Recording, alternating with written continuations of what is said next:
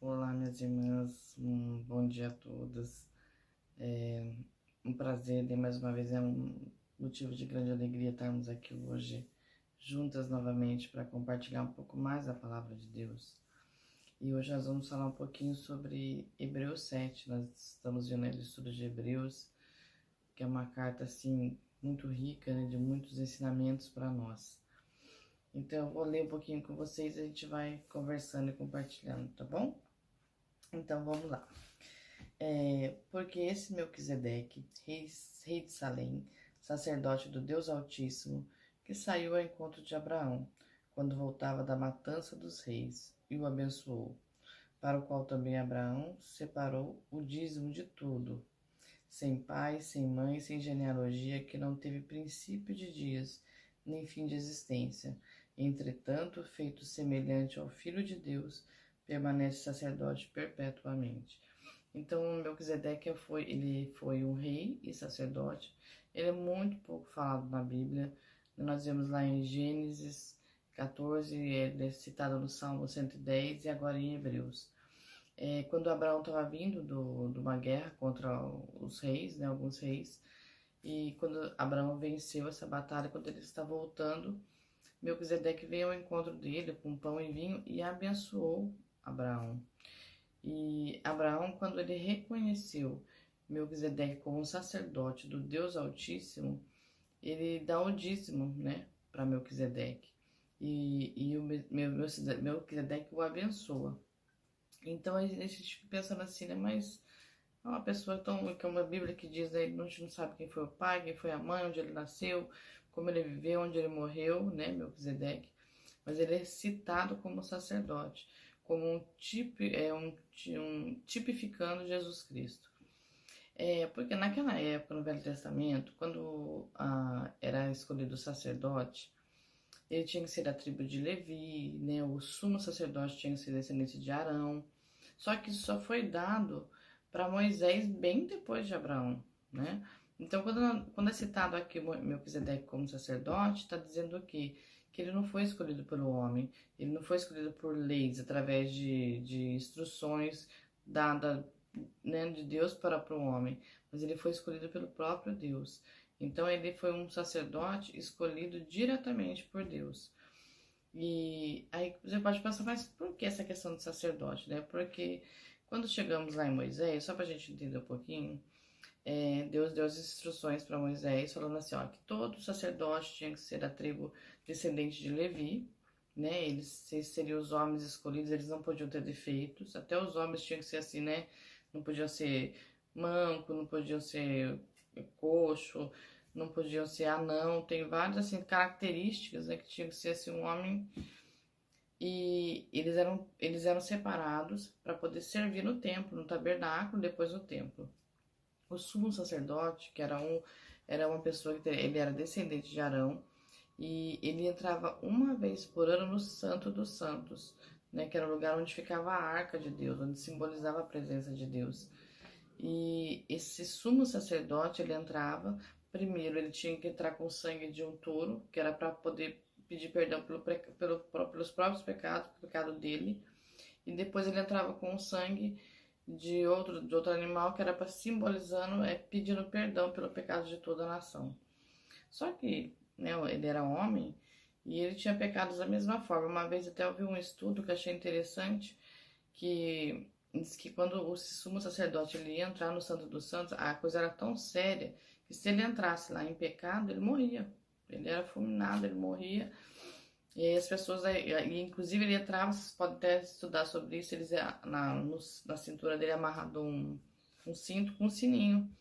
Porque enquanto ele estava andando lá dentro do Santo dos Santos ministrando, eles escutavam os sininhos que estavam lá fora que não podiam entrar. Tinha uma cortina, né? Eles não podiam entrar. E se eles escutassem aquele sininho, se o sininho parasse, é porque ele poderia ter morrido. E eles não podiam nem entrar para pegar o corpo, eles tinham que puxar ele por essa corda, porque eles não podiam entrar lá dentro. E esse estudo que eu vi, eles falavam assim que quando o sumo sacerdote ia entrar, por exemplo, ele ia entrar amanhã no Santo dos Santos. Naquela noite, os outros sacerdotes passavam a noite com aquele homem, orando e falando da palavra de Deus, não deixando nem que ele dormisse, para que não corresse o risco dele pecar nem os sonhos, para não entrar lá em pecado. Porque tão santa que é a presença de Deus.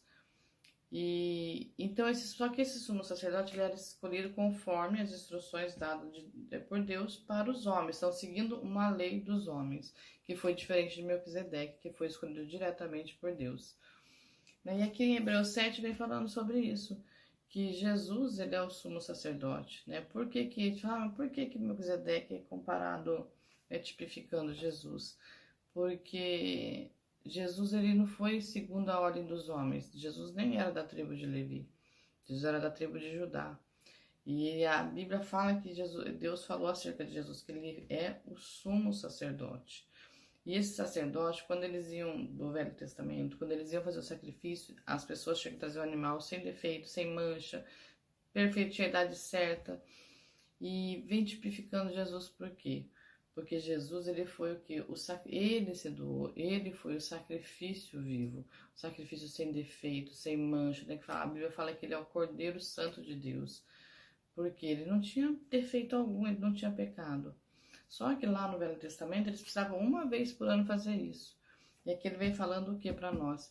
Que esse sacrifício foi feito só uma vez, né? Que foi quando Jesus morreu e morreu a morte de cruz. O sangue foi derramado. Para quê? Para nos perdoar dos nossos pecados.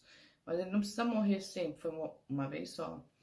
E qual era o papel do sacerdote? Ele era o mediador dos homens com Deus. É ele que fazia essa intercessão ali entre o homem e Deus. Então Jesus ele veio para fazer isso. Esse foi o papel, né? Um dos papéis de Jesus na nossa vida.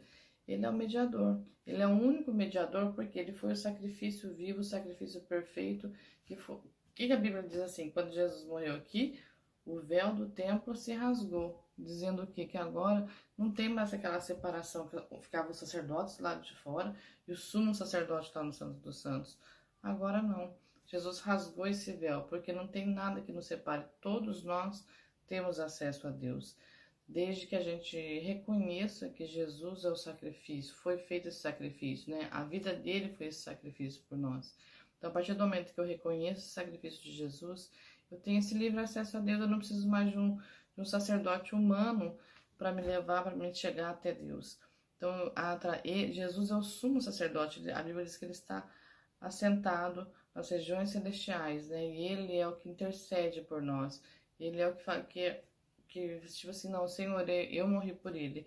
Eu morri pela Paula, ela pecou, mas eu morri por ela, estou justificando. Então, ele me justifica, o sangue dele me justifica de todo pecado.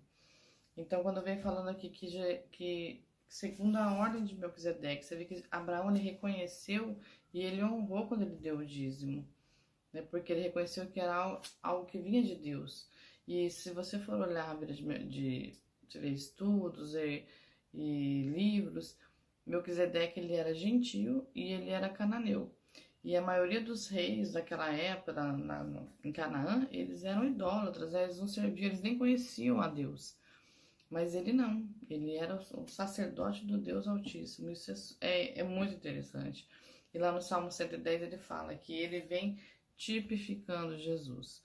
Porque Jesus ele não foi escolhido pelo homem, ele não foi segundo as leis dos homens, mas ele foi escolhido por Deus. Ele foi instituído como sumo sacerdote diretamente por Deus. E por quê? Por amor a mim, por amor a você. A Bíblia diz que ele se destituiu, ele deixou toda a glória que ele tinha e veio e morreu por nós. Então isso é muito forte, né? Então que a gente possa ter essa consciência que não precisamos mais de sacrifício, de morte de animais, do sangue de animais para justificar, para que Deus perdoe meu pecado. Porque o maior sacrifício já foi feito. O Cordeiro Santo de Deus, ele derramou o seu sangue por nós na cruz. E isso me justifica. E isso me dá um livre acesso a Deus. Eu posso chegar a qualquer momento, em qualquer lugar.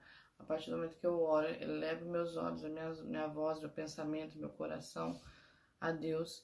Eu já estou ali, na presença do Pai.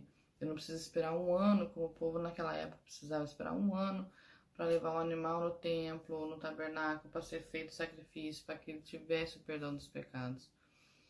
Então, que eu e você hoje nós possamos assim ter essa consciência e ser gratas, né? Gratas a Deus porque Ele enviou o seu Filho, né? Ele enviou o seu Filho amado, mas Ele enviou por quê? Porque Ele nos amou. A Bíblia diz que Ele nos amou primeiro.